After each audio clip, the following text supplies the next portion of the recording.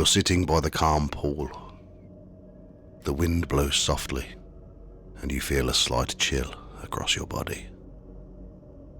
You look into the pool and notice a mist forming, and it's getting higher. After a few seconds, it's the height of a person, and it starts to take on a human form. It's a woman wearing a long white gown. She's still, floating above the water. You stare at her for a little while before she disappears.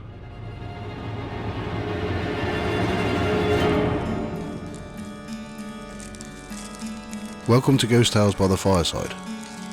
This is the second episode about haunted village pubs in the Midlands county of Worcestershire.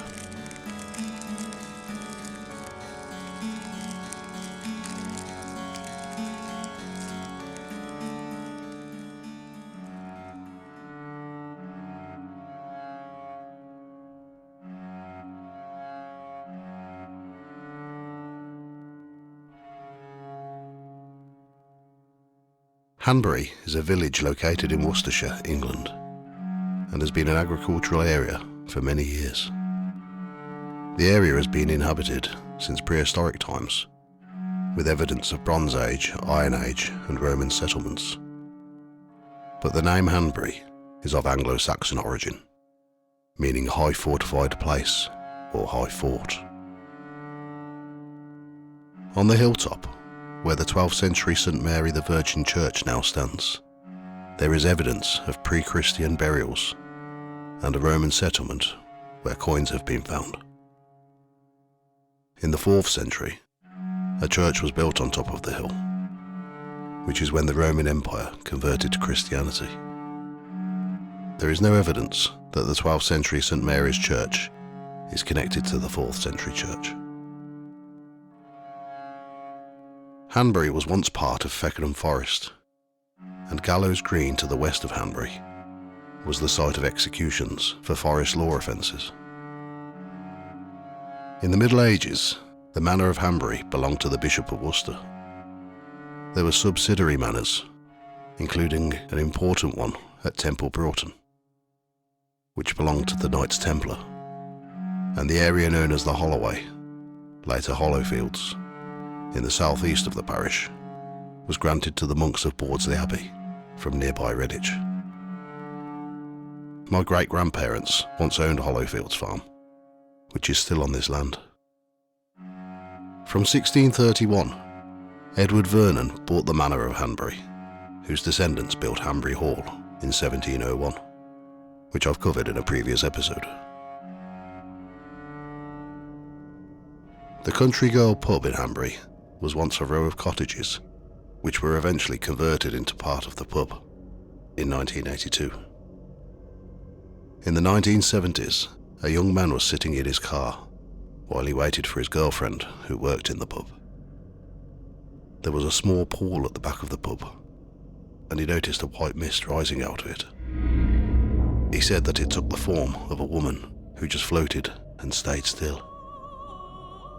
He ran into the pub in shock. Some believe that this is the ghost of Emma Vernon of Hanbury Hall, but another local legend claims it's the ghost of a jilted bride who threw herself into the pool on the day she was supposed to get married, but her husband-to-be had another lover who he chose over her. During the 1980s, people flocked to visit the pub, wanting a paranormal experience after hearing rumours of hauntings. The landlord claimed that he'd hear the sound of footsteps walking up the stairs towards his room every night. The pub cook claimed that she heard a creaking noise in the kitchen when suddenly 4 plates flew from a cabinet but didn't smash. A landlord who took over the pub in 2011 said that he was certain the place was haunted after hearing banging noises and other strange noises after they'd closed. A few times he thought someone had broken in, but after checking, there was never anyone there. He was told by locals that in the 1800s, a coach stopped at the inn and a man on the coach got involved in a fight and was killed.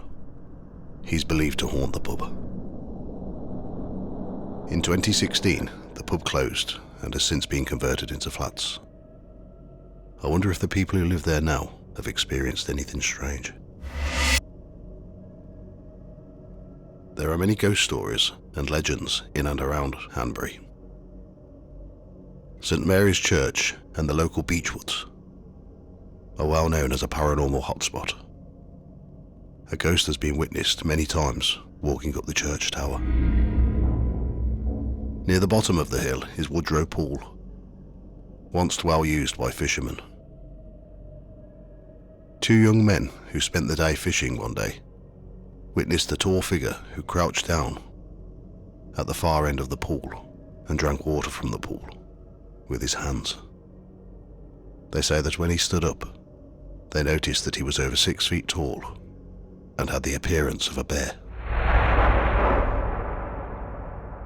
The ancient saltway that goes from Ulster to Droitwich passes through Hanbury and Gallows Green, where people were executed for forest crimes. They would have been left on the gibbet for months, usually until their flesh had been eaten by birds or they decomposed. People have seen dark shadows walking across the roads and in hedgerows.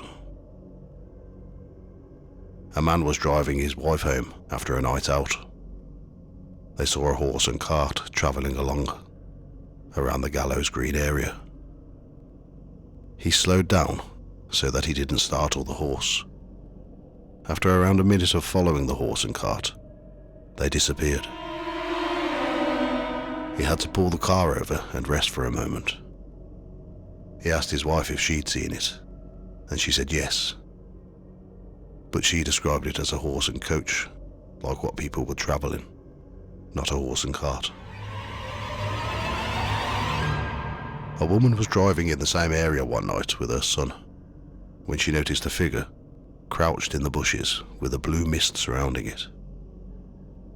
She decided to speed up, but her son told her to slow down in case she hit the horse and coach that was ahead of them. She couldn't see the horse and coach, only her son could. Not too far from Hanbury, towards Redditch, is Elcocks Brook, where an old pub stands called the Brook. Part of the building is 600 years old. The pub has also been known as the Elcock and the Elcoat. The ghost of a cavalier has been known to travel from the brook and head towards Callow Hill. He then disappears when he reaches the crossroads. From the 1990s, a couple who owned the pub for over 25 years experienced many paranormal happenings. When they first moved into the pub, they would sit with a few of the locals at night, and they would tell them about the strange things that people have experienced. They would often see the shape of a person in the corner of their eye. The landlady believed it was a woman, and the landlord believed it was a man. Many times they would be lying in bed when they'd hear someone walk into the bedroom, and then they'd feel someone sitting on the bed, but they'd never see anyone there. Objects would go missing, including a very expensive pair of sunglasses that went missing for over 6 months and were one day found in a drawer on top of everything else. Coffee cups that were stored behind the bar would often be knocked off the shelf and smash on the floor when no one was near them, and kitchen utensils would go missing or be knocked on the floor. They used to have live music every Friday night, and one night after helping a band out with their equipment, 2 of the musicians stayed back for a drink. There was a bell at the end of the bar that they would ring to call last orders, and it could be heard all over the pub. As they were chatting, the bell was hit extremely hard. When they looked over at it, the strap that was used to ring the bell was still moving, yet there was no one near it. The oldest part of the pub is used as the cellar. One night, when the landlord was tapping a beer barrel, he could see someone standing next to him. He noticed that he was wearing old shoes. When he managed to turn around, they'd gone. On Monday nights, a well-known local musician used to perform at the brook, and he'd invite different musicians to play with him. I was one of those musicians, and used to perform most Mondays. One night after we'd packed everything away, we stayed behind for a little while for a pint and a chat. As I was leaving, I stepped out of the front door and saw a little girl standing by a tree in the garden. I wasn't afraid and just stood still watching her until she disappeared. She wore a long white dress and had long brown hair. When I told the pub owners, they said that they hadn't seen or heard of a little girl that had been there before. A few weeks later, a couple were leaving the pub when they witnessed the girl too, standing in the same place. Feckenham was once a village in the centre of the Feckenham forest, and there was a royal hunting lodge which would have been frequented by many of the old kings of England. During the reign of Henry II, the forest was enlarged to cover a third of Worcestershire, and his laws were so strict that many people left the area. They couldn't hunt, they could only collect fallen timber. They couldn't graze pigs or cattle, and they were not allowed to build houses. Anyone caught breaking the forest law was placed in a prison that would have been on the opposite side of the road to where the Rose and Crown pub stands today.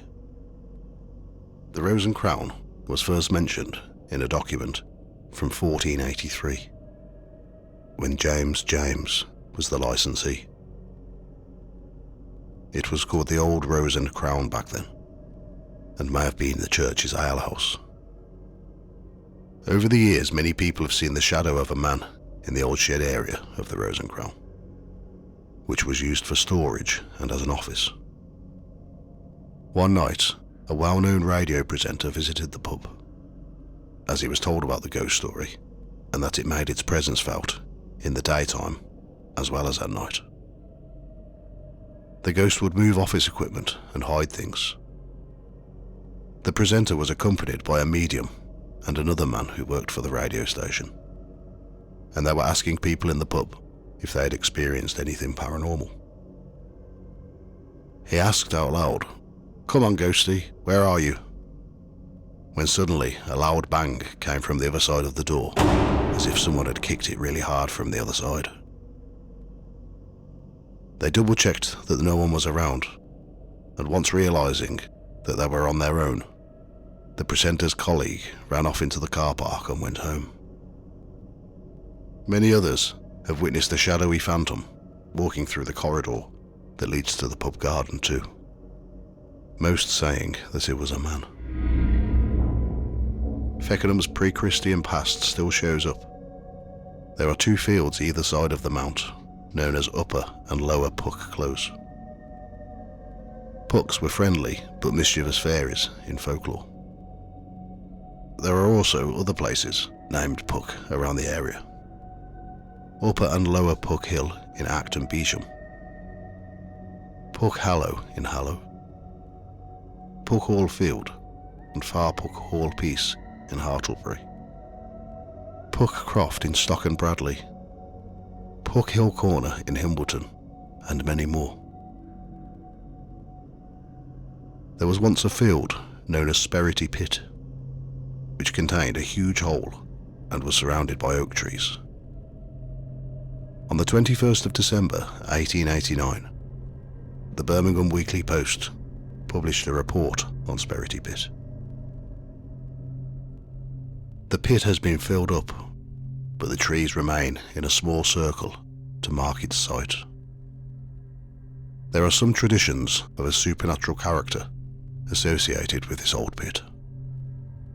Whether it was, in superstitious times, the resort of spirits from the vasty deep, seen from time to time as they revisited the glimpses of the moon, or whether the ancient ceremony of laying departed spirits which had become troublesome, ever occurred at this pit.